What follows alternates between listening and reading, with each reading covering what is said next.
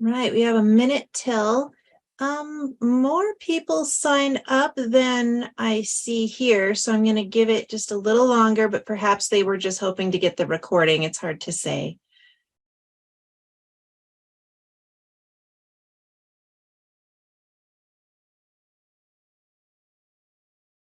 Megan, is this Billings, Megan? It is. Hi. Hello. You're going to hear your own voice in this one. Oh, great. My favorite. Yeah, I'm using our video to show people some things because it answered so many questions. It was just kind of perfect. So I hope you don't mind. Great. No, not at all. Not Okay. at all.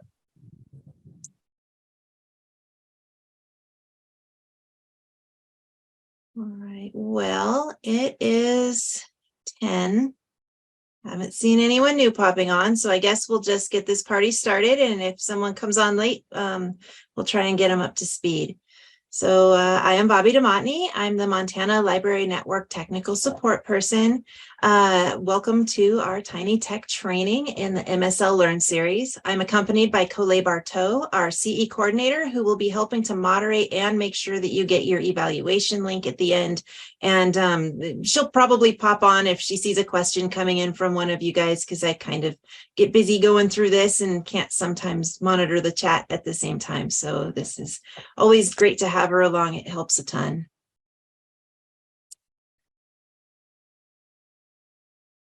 So we're going to start broad and narrow down. I tend to try to do that. So as a quick overview,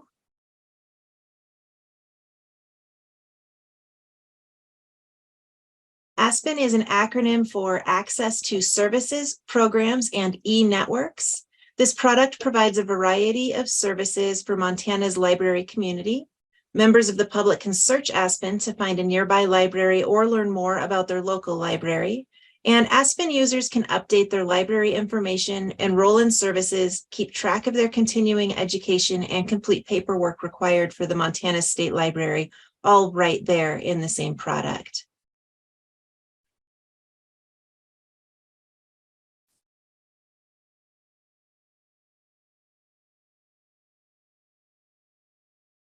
All right, so if you need help at any point, you can find that on the bottom of the Services to Libraries section on the MSL website. Get rid of that. It's probably better for you guys. And you can also get help from within ASPeN on the sidebar where it says ASPeN Help, or on the orange question mark on the main page. Both of those will take you to the help desk. At the help desk, you can open a ticket and connect with MSL staff who can help you. And I'll just show you what that looks like.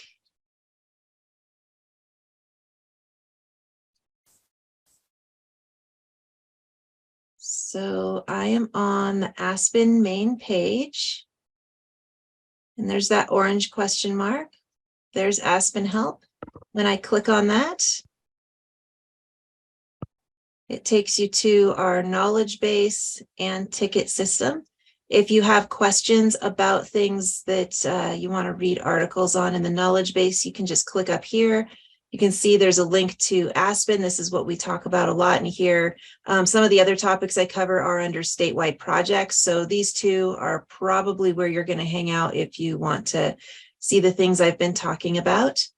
For today's purposes, I'll click into ASPeN, and this is where you can learn all about the continuing education and events, general things that you might need to know in order to use ASPeN, how to log in and manage your account, how to manage your own organization, and there is a little bit in here under reporting as well. If that does not answer your question, you can also open up, come on, scroll down. There we go. You can also submit a ticket.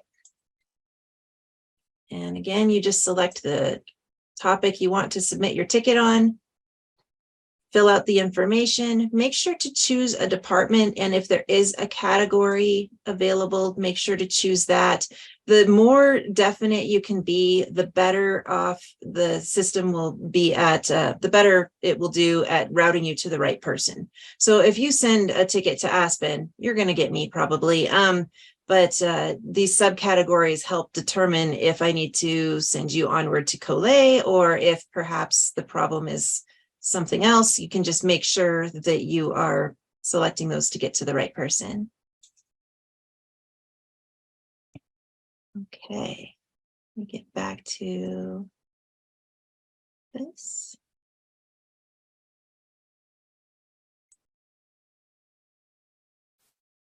All right, so if you're logging into ASPeN for the first time with Okta, you will go to the ASPeN homepage and then click the button on the right-hand side of the screen to log in. That's right here.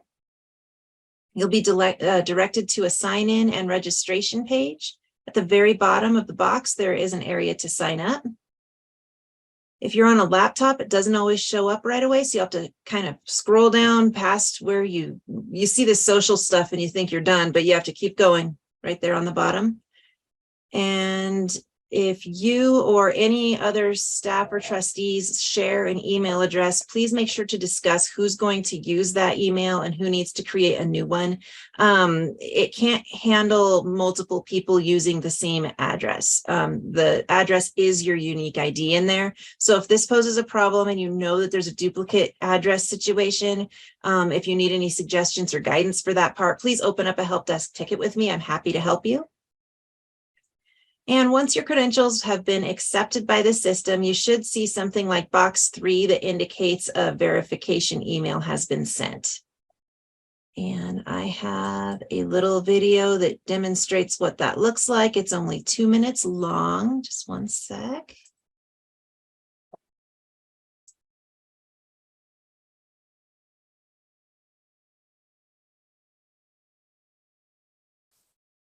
Next, let's set up an account and log in.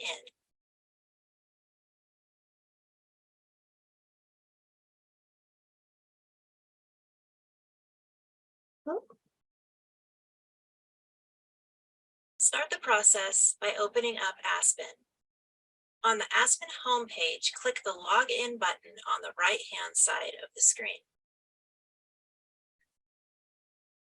You will be directed to a sign-in registration page.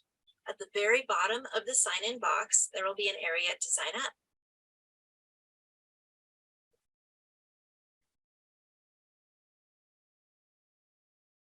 You will be prompted to sign up with a unique email and password. You should know Okta identifies people by their email.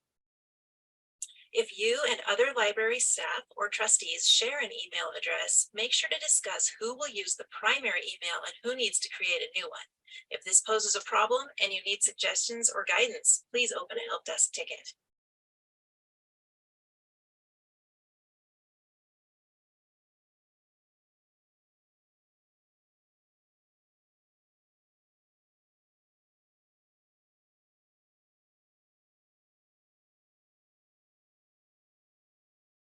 Once your credentials have been accepted by the system, you should see a verification that the email was sent.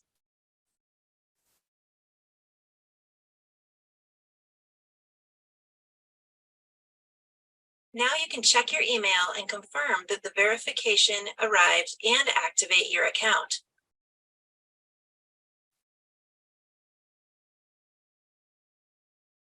Depending on your settings and other details, you may have to check your spam or junk mail to find this email. This activation will be good for 7 days. If you've gone past 7 days without activating your account, you will need to request a new verification email with a help desk ticket. Click Register to complete this process and be routed to the front page of ASPeN.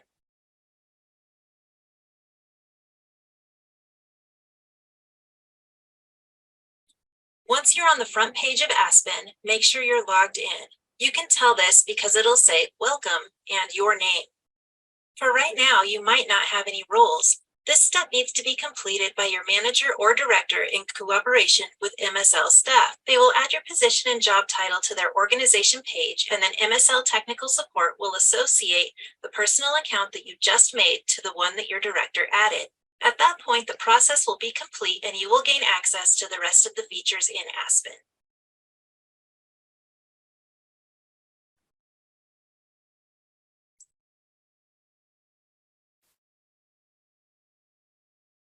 Okay, so I hope that helped a little bit just to show what that should look like. So on to the meat of our presentation. How do you know your account is working? One of the last things that I mentioned in that video was the role menu. So you should have user home. If everything's working, that should definitely be in there. This is going to show up on that sidebar on the right-hand side. You will not have all of these extras. This is all the extra stuff that I have up on top, but you would have user home and possibly some kind of admin thing if you have higher level permissions to see that. It doesn't show up for everybody, but you definitely should have user home. So the role menu, yeah, that's zoomed in. Without that user home, you can't make updates to your account. So that's just something that you absolutely need to have, otherwise it won't work. Another clue that things aren't working, I don't have a screenshot of this. I keep trying to grab one when a ticket opens up, but we've been catching so many that it's been happening less and less.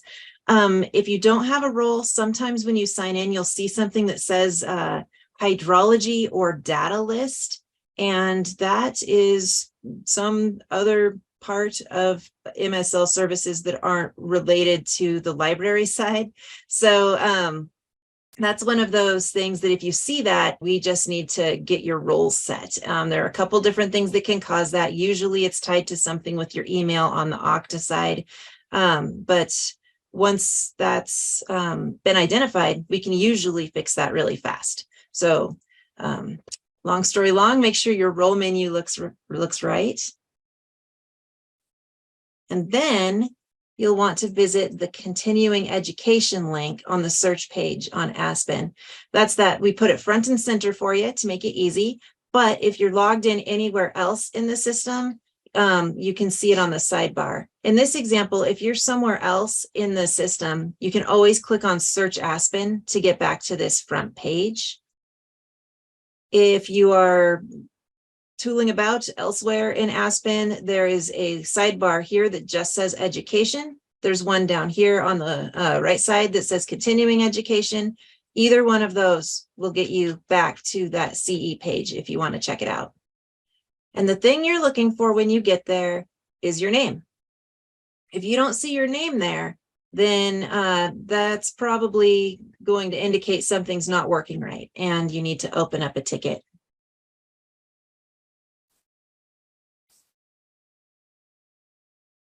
Let's see.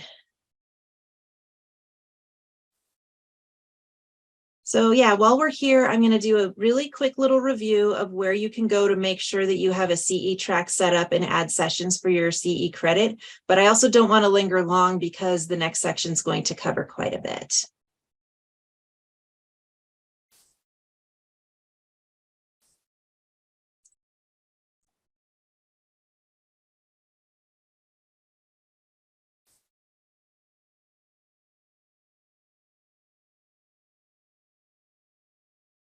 All right. So in your continuing education, I'm using the sidebar, but you could have gotten it from that front part. There we see my name, so we know that's good. Some of this has some administrative stuff from my view that you wouldn't see, so you can probably just ignore everything under there. But what you want to do is make sure you have a CE track selected, something in here. If it shows that you have two, don't delete one. We don't want to have you accidentally delete all of the CE credit that you've done in the past. So if you see two here, just leave it alone. At the very, very end, when the track is complete, we will be able to identify the one that you want to use. You'll still get your certification, and it'll be fine if it shows two sitting here. Also, if you already have one, you don't need to add another one. But if you look and there's nothing there, then you can select a track. It's not going to show the track you've already got. So I've got the administrator track listed here. So I don't get those two options. But you can select the track that you want and click add, and that will show up on top there. The status right now for mine is not submitted because I'm currently working on a track. Let's see. And then if you want to add credits for something, like if you attended the MLN virtual program for foraging for mushrooms, you can click on that. I was there, so this is a perfect example. Before I click go, I'll show you the drop down. So you can see the different things. There's so much from MLA there. So if you haven't done that yet, this is where you go to do that. But I'm going to stick with the mushroom one because that's easy. I'll click go. It will show me the screen where I can then confirm. Yep, this is it. I went to that and click save.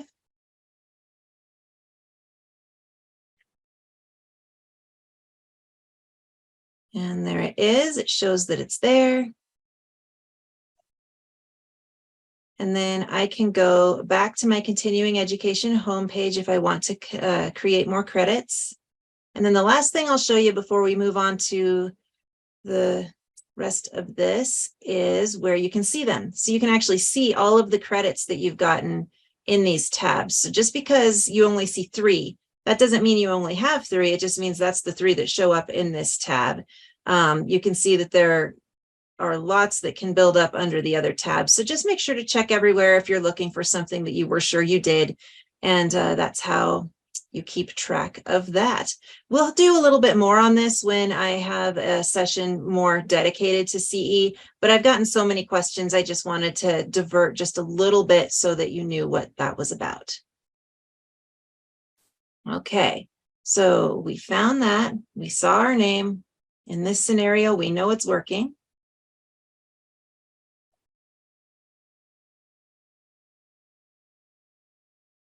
And if you try those 2 tests and you don't see the right roles or your name in the CE dashboard, please open up a ticket with me because that means something is amiss and I would love to fix it rather than have you sit there and just be frustrated with it or, everything's broken. It may just be an email credentialing thing. And a lot of times it's a quick click of a button and it's pretty quick. Sometimes there's something else in the background and you might need to be a little bit patient while we investigate, but most of the time it's not, and it's rarely ever an end of the world thing with this. So yeah, it's usually a pretty easy fix most of the time. It just sometimes takes a little more time to look into if it's not one of the top ones that come to mind. All right. Before I move on to employee turnover in ASPeN, did anyone have a question about those 2 checks to make sure everything's working?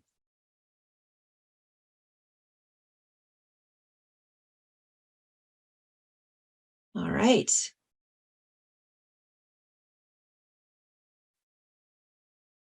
Great. Thanks, Colette. So now I will look at employee turnover in ASPeN. I have 2 videos here. This is the quick little 2-minute one that shows a speedy overview of how it is supposed to work. It really does speed through the first part because we'll be showing you the steps in more detail in the next video. But if this is of interest to you and you want some practice and you want more of a step-by-step breakdown, I really recommend taking the course, the Hacking ASPeN course for CE credit in MSL Learn. That's where I use a lot of the videos for these trainings too. But in the course, you actually can see it written out because there's so many different ways to learn. It might actually help you to see that too. And you get more CE credit for that if you decide you want to take it. So this little video shows you what to do when you replace an employee with someone who's already in the system. And then it'll show a little section on adding an employee. Oh, again, thank you, Colette. All right, and here we go.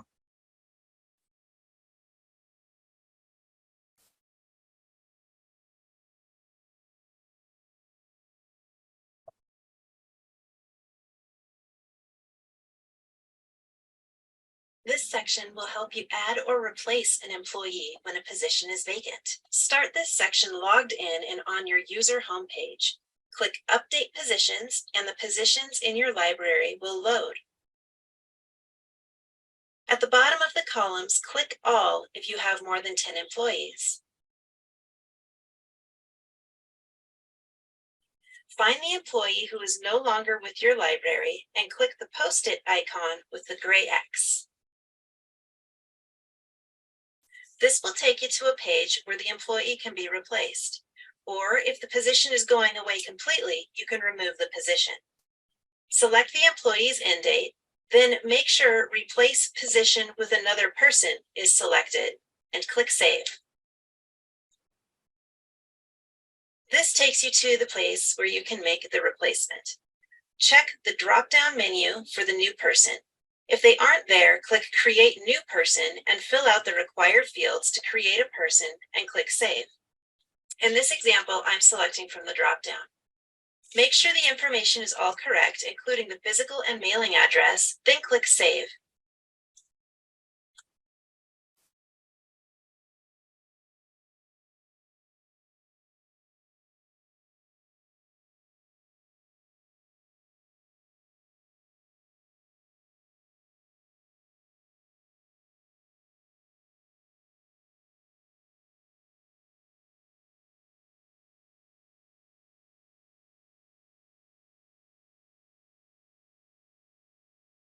Once ASPeN has accepted your new record, you will receive a Peak Congratulations banner.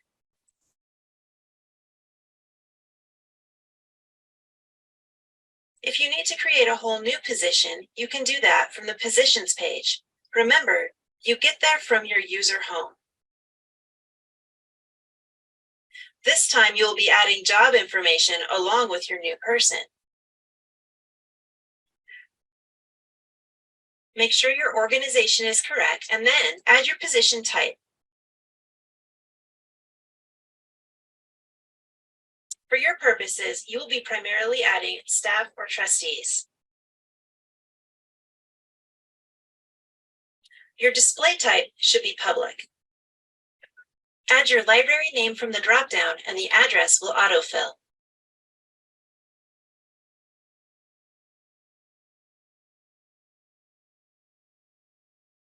Add the mailing address by clicking this blue link, unless it is different from your physical address. In that case, fill out the fields with the correct information. Only the fields with a red star are required, but if you don't fill them in, it will make you go back and fix them before you can save.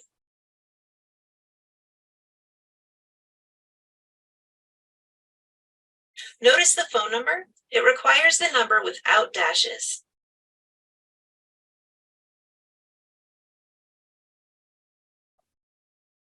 Click Save to finish adding this new position.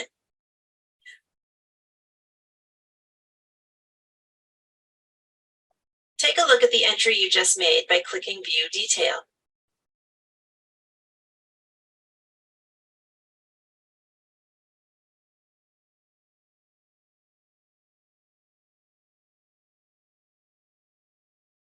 If you need to make a correction, click Edit. Make your changes and then click Save to finalize.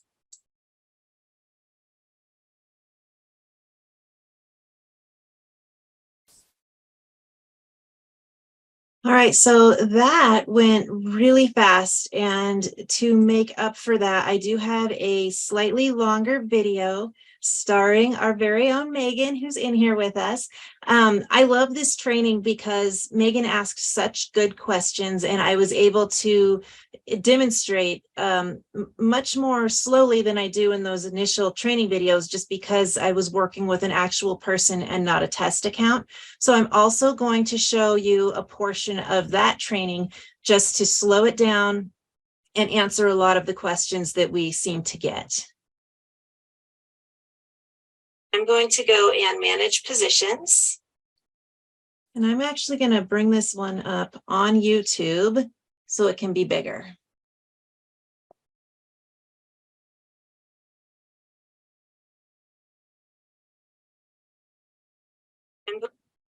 So I'm going to click on Create New Position.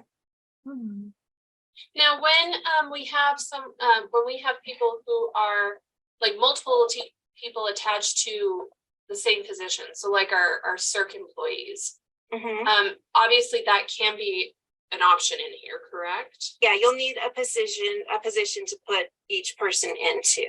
Got it. Okay. So I just clicked Create a Position, and then right above this, there's Create a Person. So I'm going to check the drop down because we don't need to make you twice. Okay. Then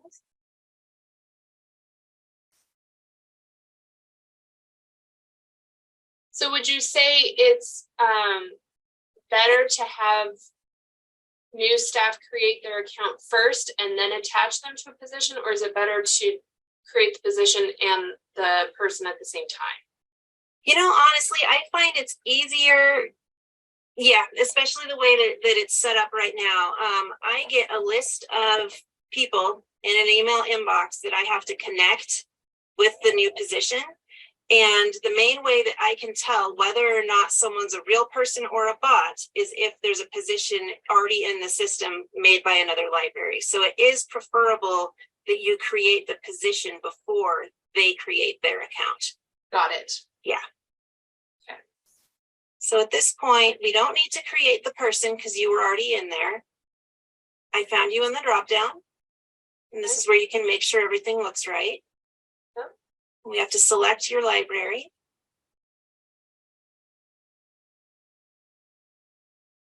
And your type is going to be staff, and you are not going to have this many options. I think you're going to get like staff, director, and possibly trustee, but I think the others we do. So you are a staff member. All right, and hit me with that title one more time, please. I know it's a long title. It's Information Systems Coordinator. Okay. I've got a long one too.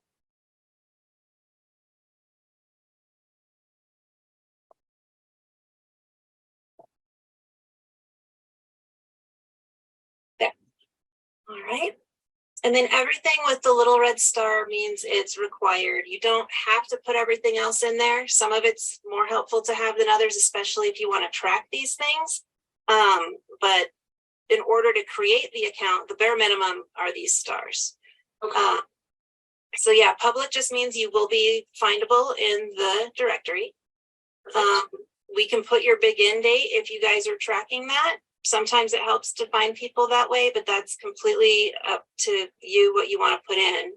Yeah, no, that would be great. Yeah, Okay. January 9th. And when you do the phone number, you do it without any dashes. And what is that phone number? It's 406-247-8531.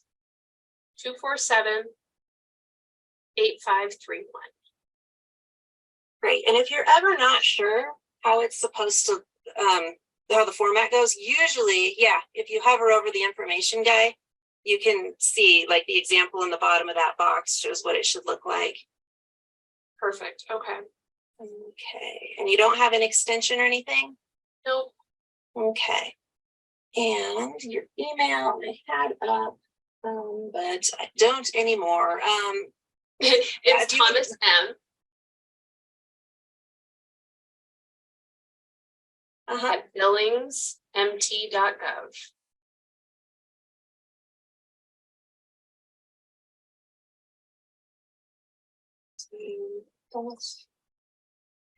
Great. All right, and this is a thing that a lot of people don't realize. They'll go through and type all this stuff in here, but it's in the dropdown. So all you really have to do is select billings.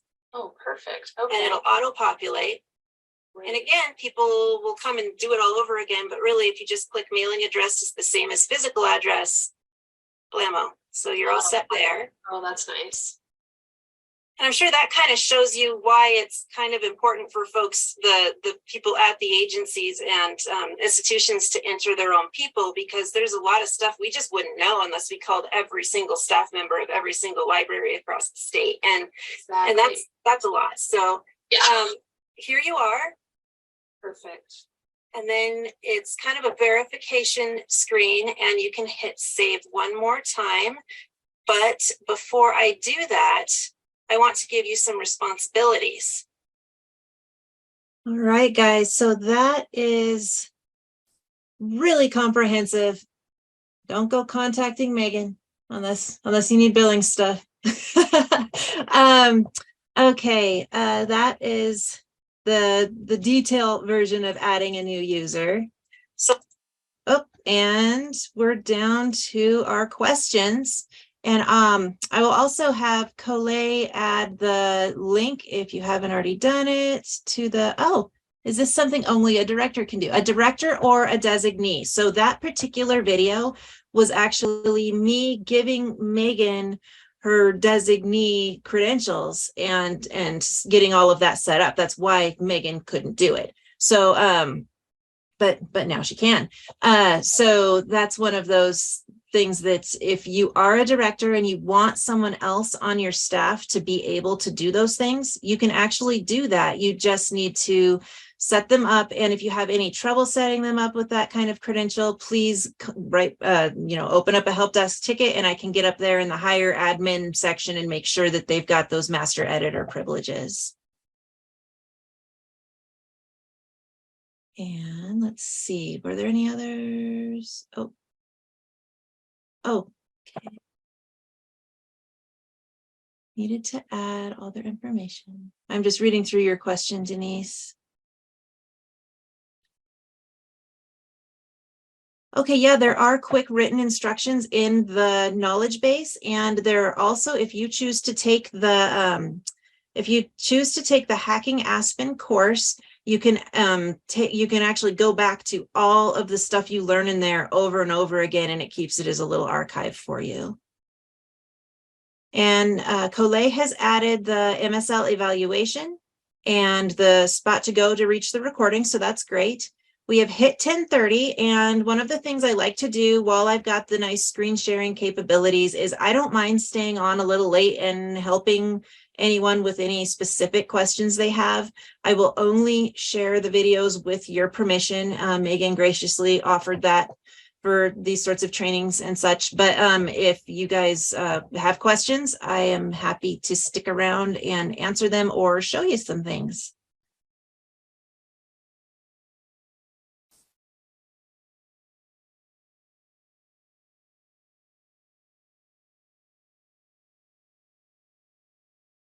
Oh, and thank you for the suggestion, Denise. Actually, for a lot of these, I have been going back in and adding the video. So that is something that is probably become an improvement since you've used it last.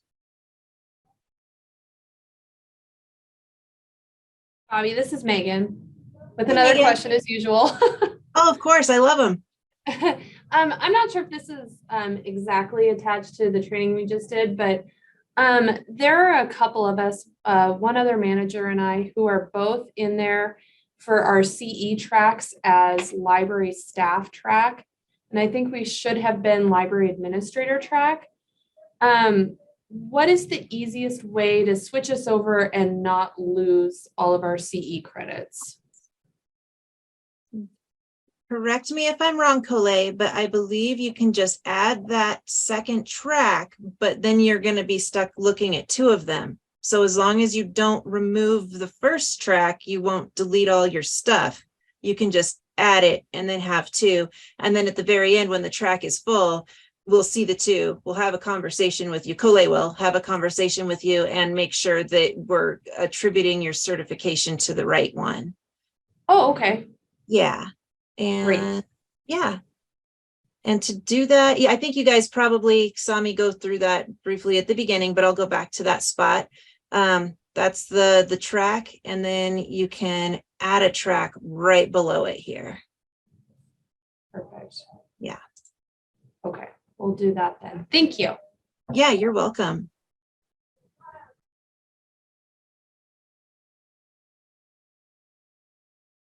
Thanks, Crystal.